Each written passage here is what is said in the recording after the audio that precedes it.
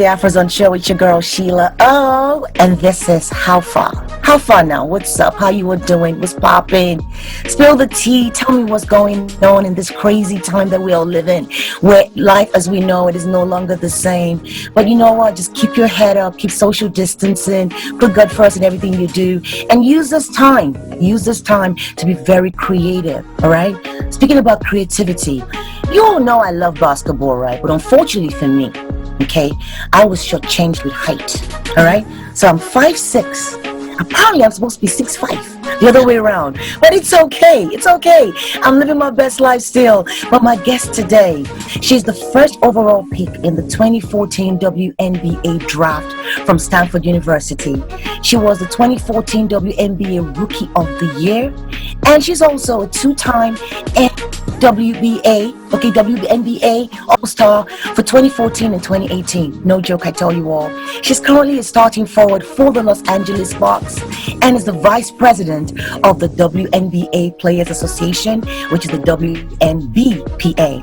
In 2018, she became a full-time multi-platform ESPN NBA analyst, becoming one of the youngest national sports studio analysts and one of the only full-time professional athletes to currently hold a regular national sports media position. The 6'4" tall, okay? The 6'4" forward and Cypress, Texas native, graduated from Stanford University with an international relations degree under the mentorship of Dr. Condoleezza Rice. I know Dr. Rice. I took her to Nigeria. Yay!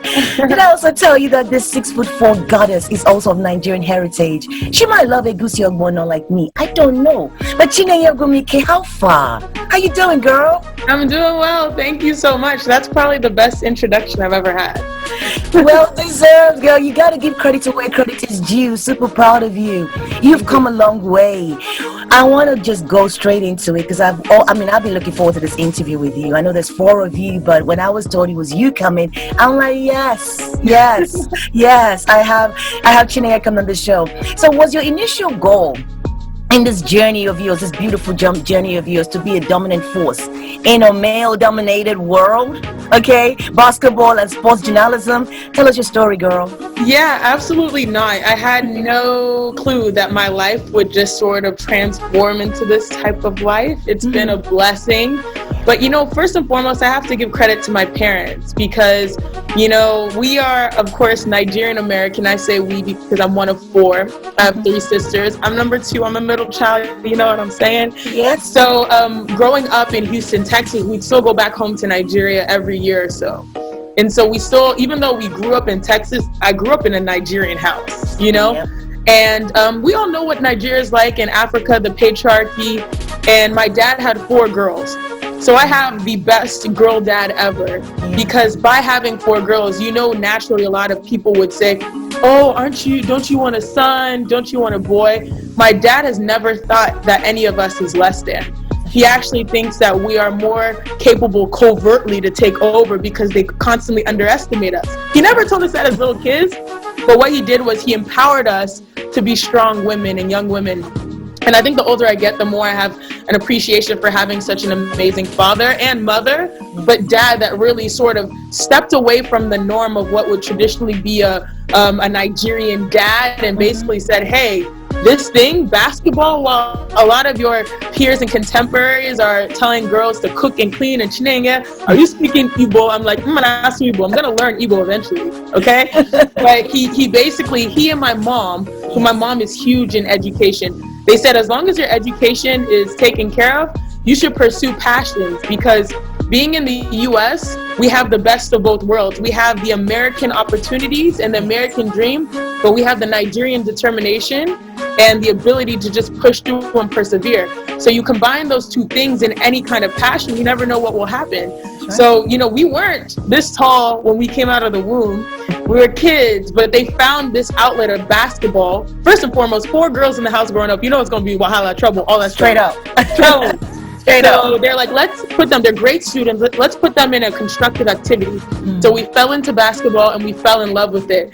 And just the progressive nature of my parents to see such great values in basketball, teamwork, camaraderie, work ethic, just all of those type of things. Just to see those things, they basically were ahead of their time. And so now a lot of their peers that were like, why are your girls coming to the house? You know, on the weekends, we go to all our Nigerian uncles and aunties' homes. Yes.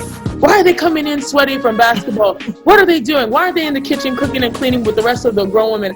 You know, like as we mentor young girls, it's like because these girls are actually doing something valuable that they're passionate about. So by the parents, our parents, Peter and Ethy, having the fortitude to put us into sports, it really transformed our lives, because next thing we knew, we grew taller. And the next thing we knew, by playing basketball at a high level, someone was knocking down our door saying, we can give your girls a scholarship to Stanford University to play. And then from there, someone else was knocking down saying, hey, can I represent you in the WNBA? So without our parents sort of letting us pursue our passion, as long as we held down our schoolwork, I don't know what my life would be. You know, it looked completely different. I totally agree with you. You're definitely from a home of Black excellence. Kudos to you. A big shout out going out to your mom. She just had her PhD. Speaks volume. She's a real boss. Oh, God, real MVP. Real MVP, yes.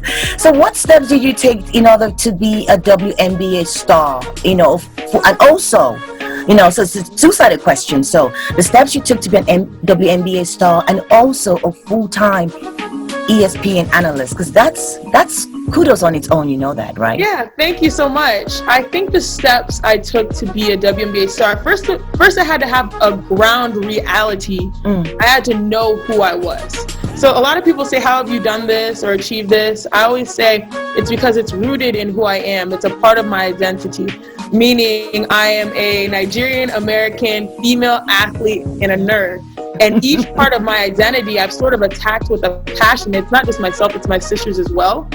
And so by attacking those things, for instance, being a female athlete, and by doing that to the highest level, like us Nigerians tend to do, or Africans do in general, next thing you know, I'm competing at the highest levels in the WNBA. Same thing with school, being a competitive student. Next thing you know, I have an opportunity to study at Stanford University under Dr. Condoleezza Rice.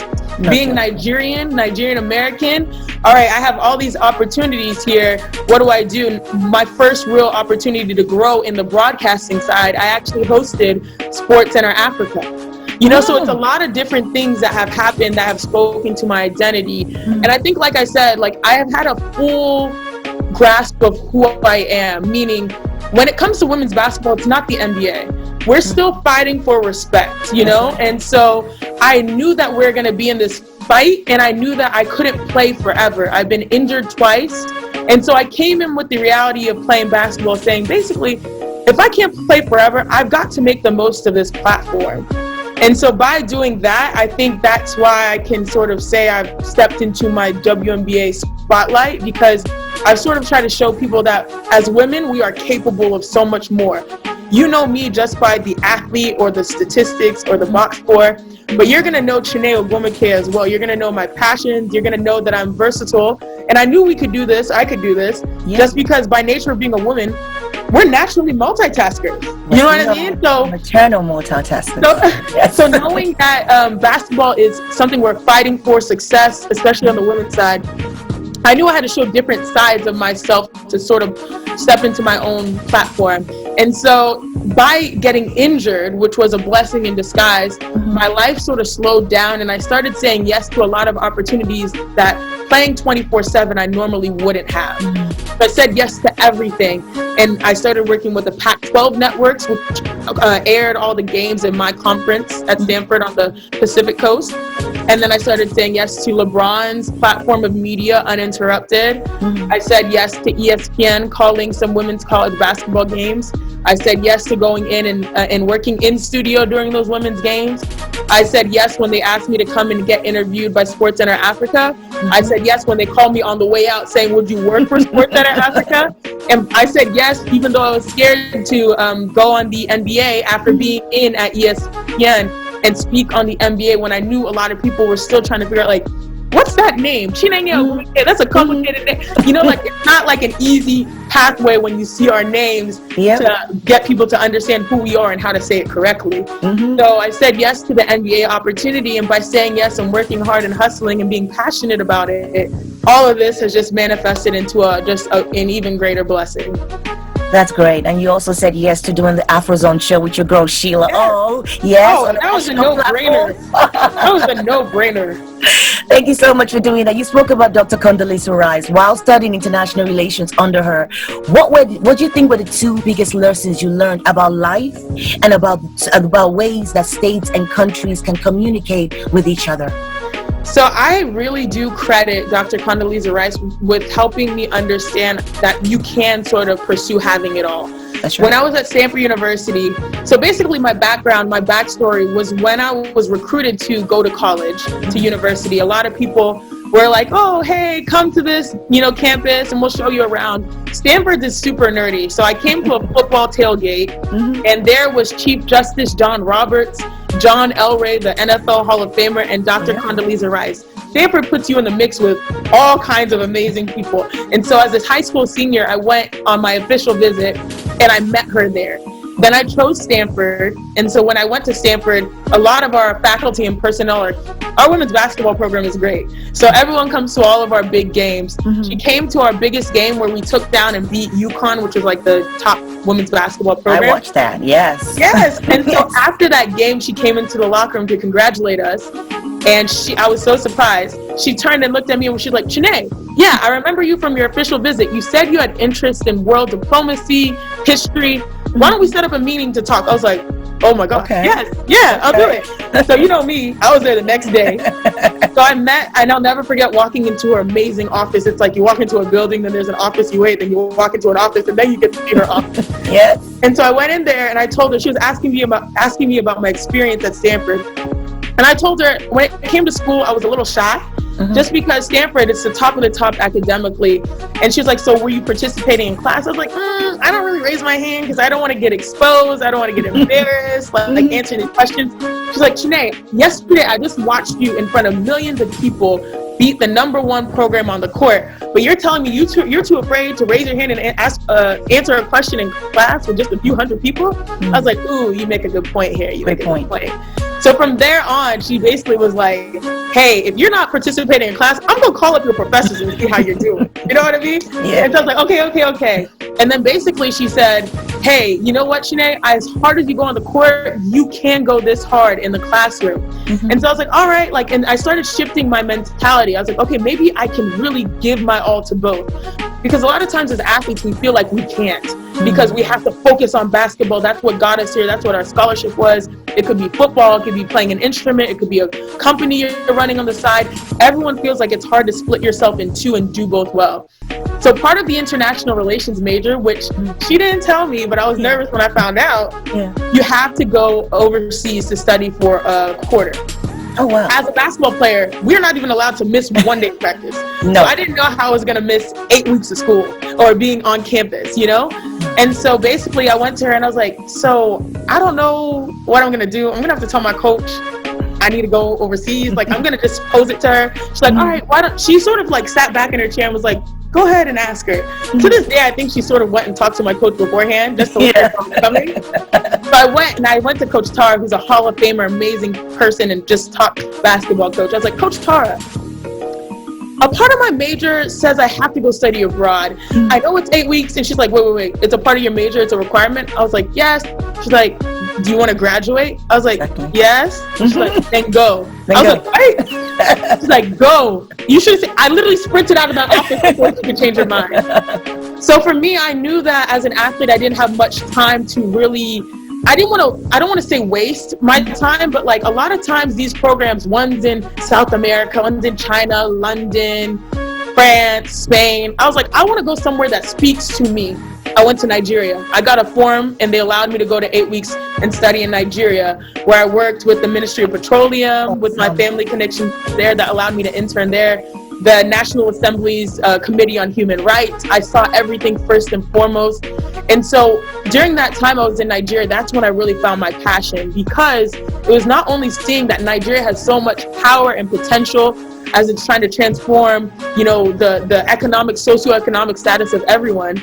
But it's also, I went and worked in a basketball camp in Benin. And so I went down there. Benin City, right? Benin City. Wow. And I went and worked at basketball camp, and I was so shocked. First and foremost, the kids knew who I was. Yes, they knew who I was. There were only 2 courts, hundreds of kids, most of them without shoes, who knew who I was, who just wanted to be there to play basketball and be around people that were here to teach them the way.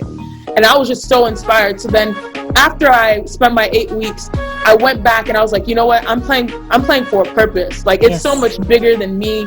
Representation truly matters. I was here living my life, just achieving and striving, I guess, in a vacuum, not knowing how hard I worked doesn't just impact myself and my family and my friends and my school.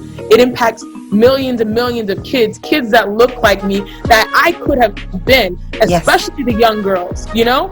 So that's where my whole shift happened. I went so hard playing because I knew that those young kids would be following my stats and scores. And every time I have a break, which is not too often, the first thing I do is come back home to Nigeria just to show them, hey, you guys, I'm still here. I'm here to support you.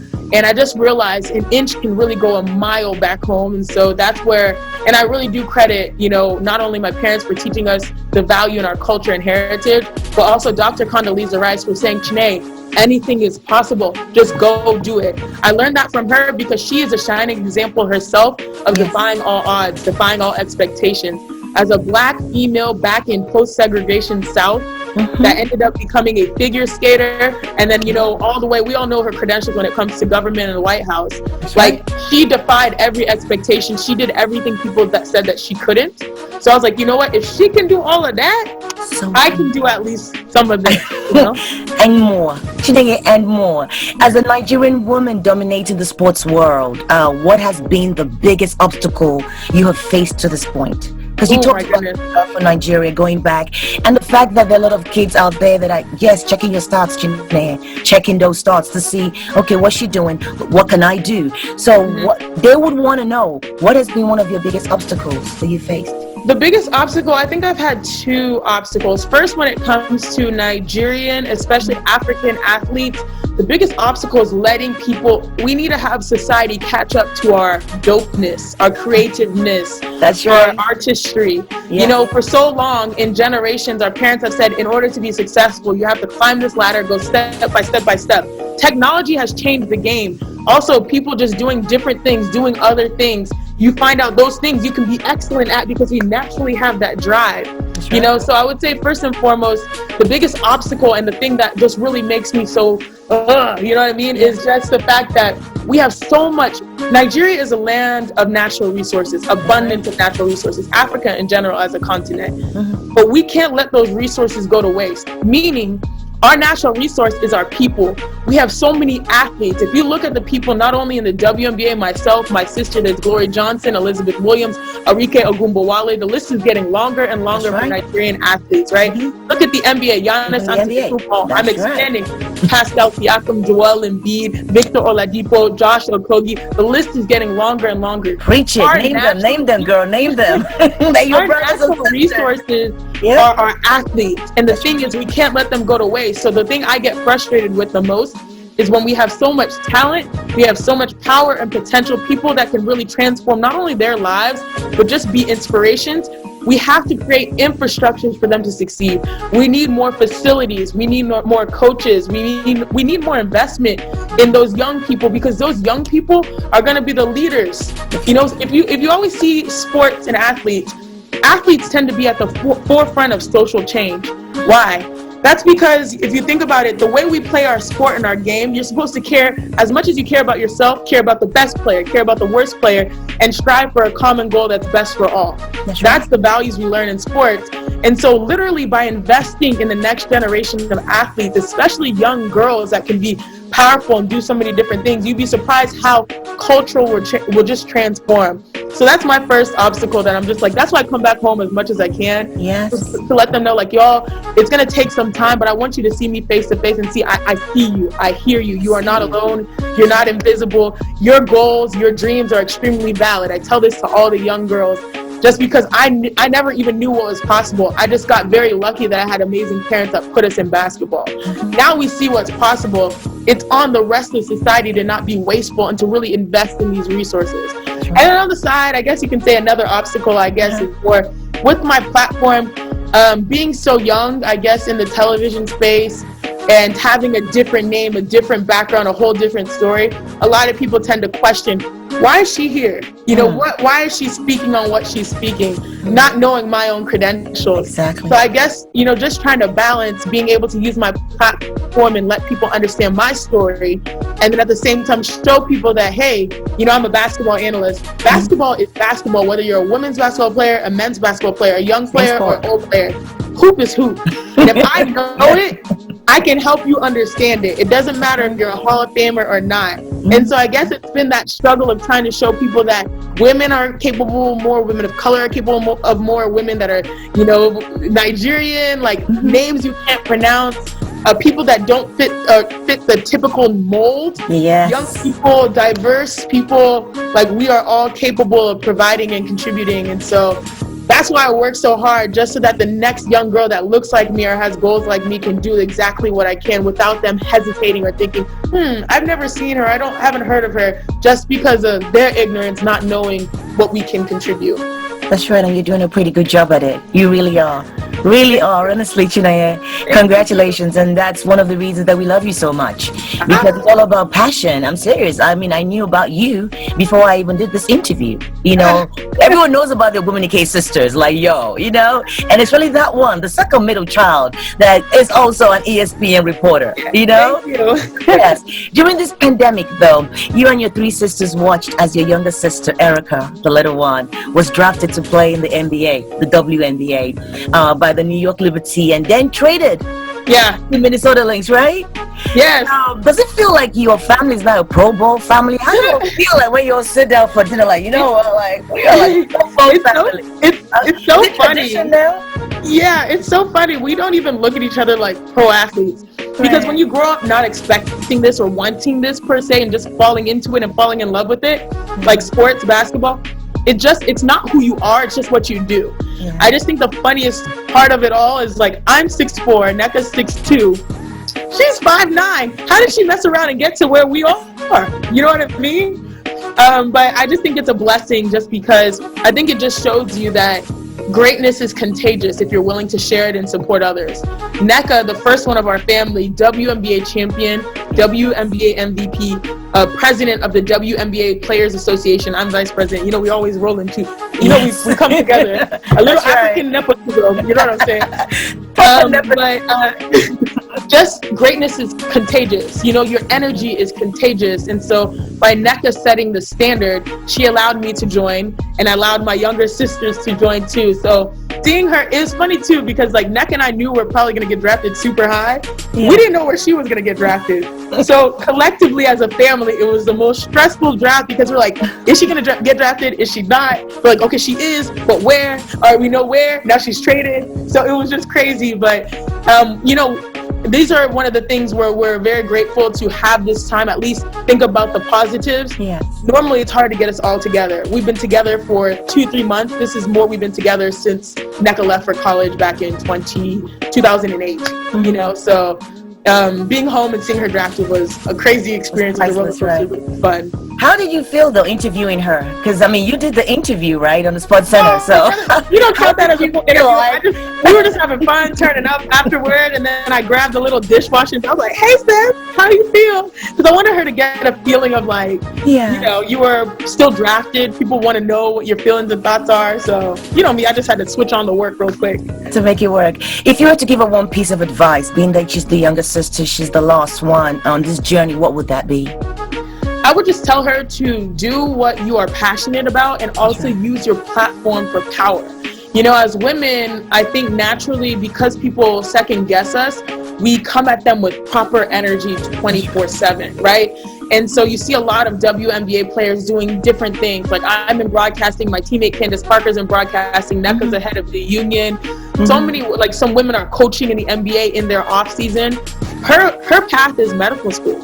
Yes. So whatever she's passionate about, what she wants to do, if it's play and also go to medical school, if it's just go to medical school or just play, follow your heart, but also work tirelessly, you know, for what you want. And that's what she already does. Yeah. She's the youngest. She knows how to operate. You know, we're all telling her what to do, but we're extremely proud of her just because, my goodness, like medical school, future doctor. She didn't just like get a degree. She got 3. health sciences, I think Spanish, and then some public policy. Wow. And on top of it, I think she had near, if not a 4.0. So like, she's in a league of her own. As great as people talk about us, she's another. And we haven't even mentioned our third sister, Chisom.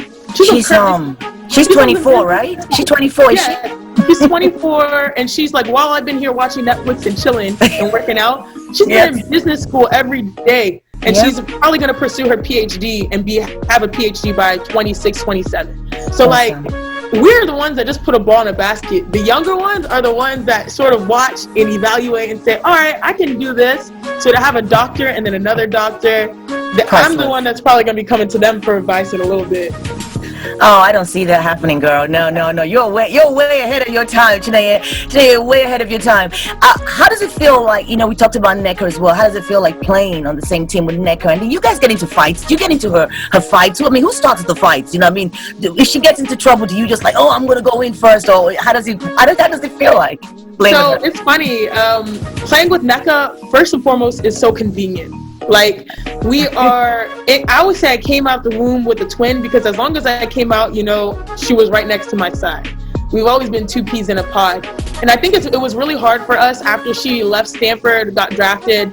I was there at Stanford for 2 more years. She was living a life in LA. She played in Poland, then she went to China, then she played for 5 years in Russia. So after being with someone for 18 years of your life, and then that person's gone living a new life, it was hard for us to stay in sync because we barely saw each other. And so playing together has just been the best thing ever, just because I have my sister back. Like, I can just do and hang out and not even have to worry. A lot of things that I would normally worry about, she takes care of. She's the oldest, she's the ada. Like, every night she's cooking something, I just go and get my food and leave. Like, she does all the hard work and gets barely of the credit. But I love playing with my big sister. I think the only thing we need now is for us to win together a championship with the LA Sparks. That would be beautiful, especially if we beat the Minnesota Lynx in Arima, That will be great. I'm there front row, my microphone, like, yo, Afrozons, we're in the building. Let's go, let's get it. From your perspective, what would you see will become the future of the WNBA after this pandemic is over? And what is the mindset of your fellow colleagues, Yeah, the future of the WNBA is so bright. You need shades, okay? So, just because I'm really proud to say that, my sister Nneka spearheaded the new CBA as president. We just ratified a new collective bargaining agreement, which is basically what the rule book in which the NBA and the WNBA, the NBA is our partners, governs our league. From salary to benefits to mental health resources. We created the most progressive collective bargaining agreement that we could have had. And we were nervous because we've been working at it for 2 years, and we're like, I hope this is good enough. And for a lot of people to see that this was such a groundbreaking agreement, we were very proud. But the more I realized, people talk about it, the more distance I have from us having this new CBA and the WNBA, the more I realize it's a ground establishing agreement. We fought for and achieved things that women should have in the workplace, period. Not just women in sports, but women in the workplace, period. Meaning salary and compensation. A lot of people say that WNBA players want the same salary as the NBA players. No, we're not saying we want LeBron James, Steph Curry money. No. What we're saying is we want fair pay. That's right. Meaning if the NBA has this certain, they say the players are worth this revenue as human beings that play the game of basketball. Well, guess what? We're the best women's basketball league in the world too, the WNBA. Where only 144 players get to play in the WNBA. You should treat us as such. So we finally were creative in a way that we partner with the NBA and the WNBA so that, hey, when it comes to having a fair salary, we're going to be creative and have salary and also additional compensation that's truly betting on women. Meaning now top players can make almost $250,000 and then make almost $250,000 more on top of it in endorsements from the NBA. Yes. So there'll be a pool of $12 million to spread out to players on top of it. We're investing in you guys. That's basically what they're saying. And also when it comes to women, the reason why our agreement really was a big win for women was just because it achieved things that people thought should have already happened. That's why I say it was ground establishing, meaning full paid maternity leave. Like when you're a woman in the workplace, that shouldn't be a question. No. When you go on maternity leave, you should get full pay. And so by achieving that and also being even more progressive, as women that work, We have a workplace that now will give us up to $60,000 if you're a veteran for, adoption, surrogacy, egg fertilization, a lot of the family planning process, because you're working and you're sort of sacrificing some of your years in which you'd probably want to family plan just so that you can play for the WNBA, which you're proud of. So now we're going to have the WNBA support us back, right? So just finding ways to be extremely progressive and creative in helping women, just period, not just women in sports. I would just say that our future is extremely bright because now we have this amazing new agreement where women are finally getting paid more what it's like, or it should be at least. And people are starting to care about women hoopers. A lot of times people used to say WNBA, oh, it's a joke. But guess what? We're in this socially conscious age where it's like, that's right. It's not funny just to joke. The reality is, if you met this woman in person, you'd be asking her for your autograph. The reality is, if you have a daughter, you'd want her to play in the WNBA. So we have a lot of people that are freedom fighters that are helping us basically set people straight and say it's no longer funny. These women are real women that can work, that can hoop, that can cross you up, that can dunk on you. You know what I mean? So finally, society is catching up to elevating women. We finally got the financial investment, the social investment, and also just people in general. The sentiment is there for women to succeed, at least in sports, and that's why a lot of women really were happy for us when we signed our agreement. Chinenye. I love it. Afrobeats. I hear you like Afrobeat music right now. Yeah, you're feeling it, right? I see. Yes. Afrobeat is making its waves right now, right? Oh, and we're super proud. Waves. It's major waves, right? Major waves. And like for us, being the only Afrobeat show that's nationally syndicated, it's been a journey for us. Congratulations. Thank you so much. We keep pushing. But how does it make you feel as an, first and foremost an African, and of course an American, because of course you're born in Texas? How does it make you feel knowing that your music, that you've been hearing at home, maybe from your mom or your dad, maybe even though it might have been Onyeko Wenu, or maybe it might have been, I don't know, Sonny Ade or whatever, but now you're hearing the new generation. How does it make you feel to know that Afrobeat is now on the forefront of music? I love it. I've been listening to African music as long as I've been born. It's just a part of our culture, right? And so now to see it come more mainstream here in the States, I love it. I mean, I just made some more friends. Vector the Viper is one of my close friends that I met recently in Nigeria.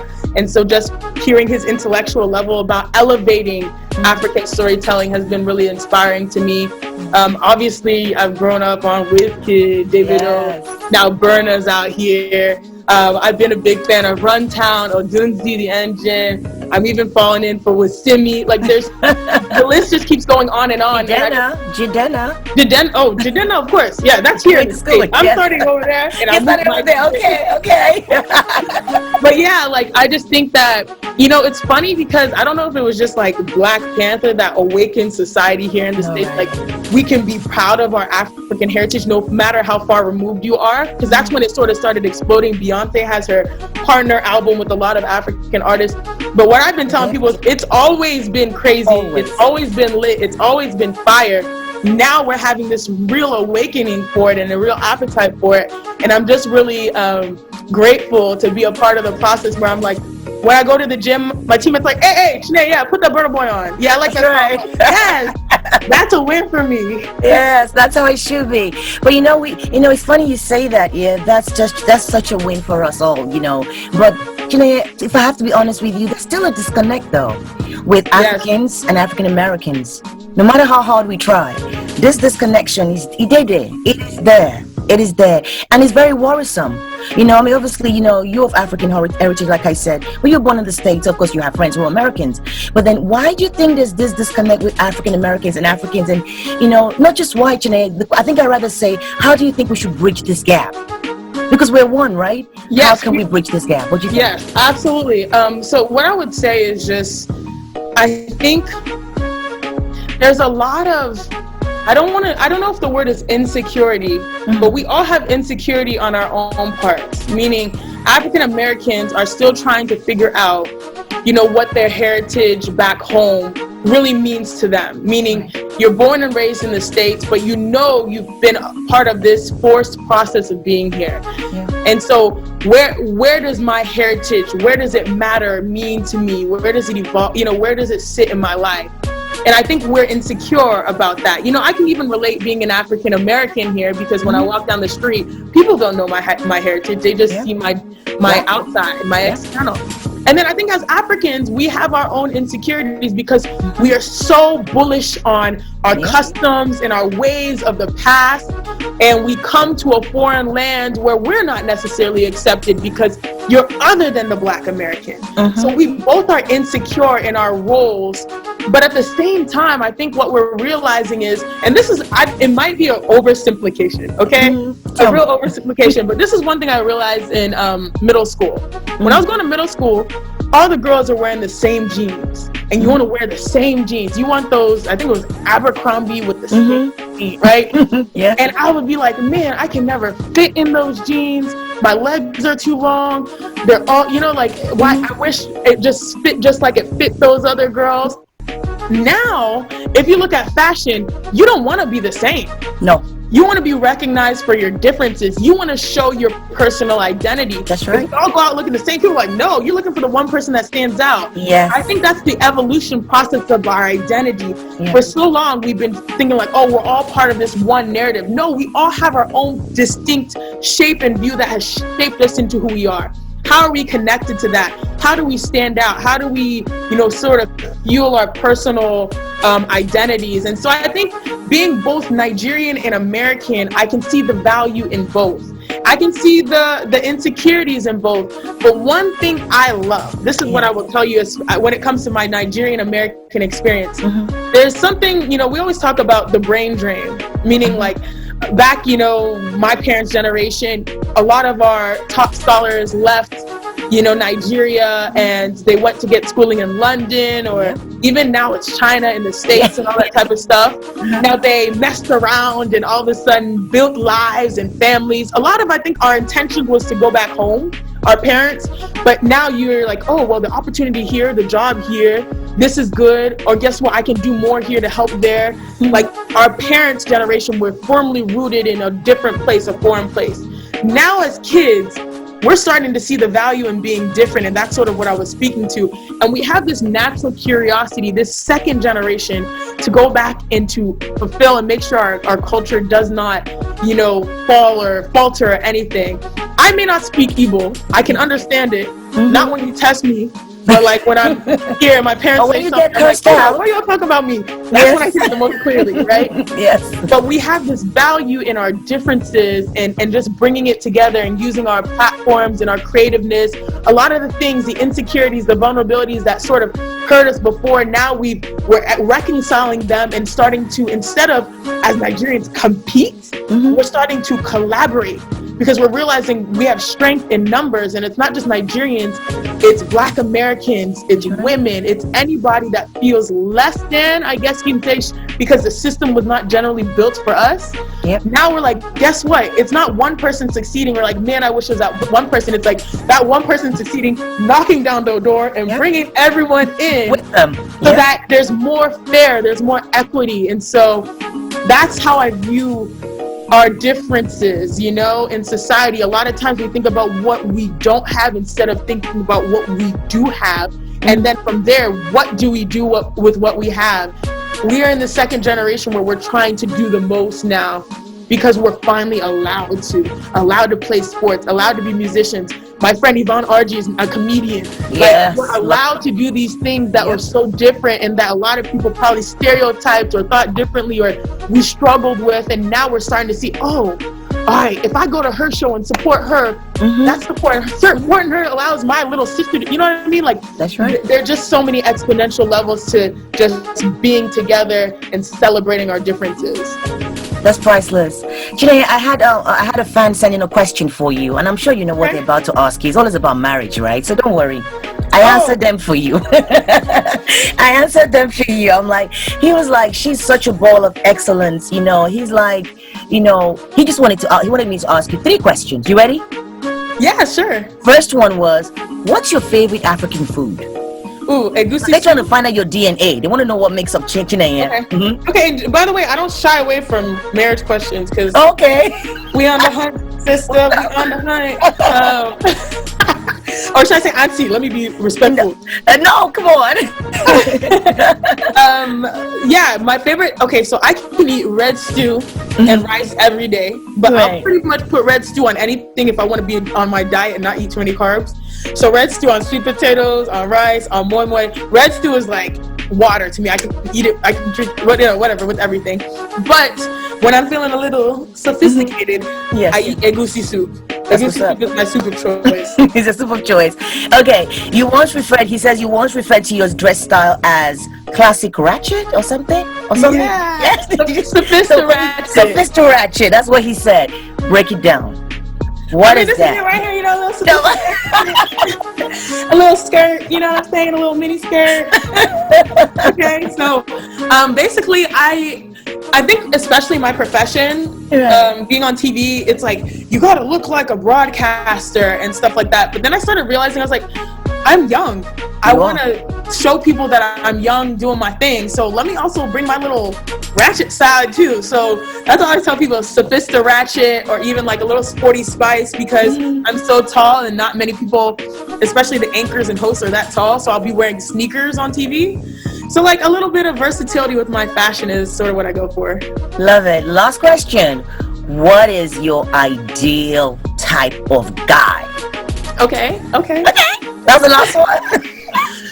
My ideal type, if I was gonna, I can name a name that can give you the ideal type, but I'm not gonna do that. Okay. I'll be giving him too much clout. Too much love. I would say taller than me. That would be preferable. God-fearing, family-oriented, African heritage. You know what's funny? Yeah. When I was 23, my mom's like, "Chineye, you must bring an Igbo man." 24, Nigerian man. Getting better 25, now. West African man. 26, African man. 27, Chineye, African American, bring him. Black. Just bring him man. Bring him man. Just bring any man, I don't even care.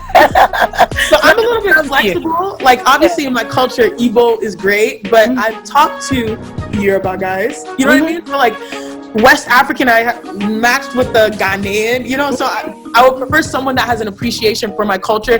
The way I say it is like, if we start playing Premier Gao or some kind of dance song, I want you to get hyped. You gotta get with the program. Thank you. So I was like, if you can't appreciate that this is a good thing, like a hype thing, then I'm like, oh, we're gonna struggle. You know what I mean? Someone that has an appreciation for my culture. So you could be a white guy that loves Nigerian culture and is great to me and my family, or you know what I mean? But like, I would prefer chocolate. You know what I'm saying?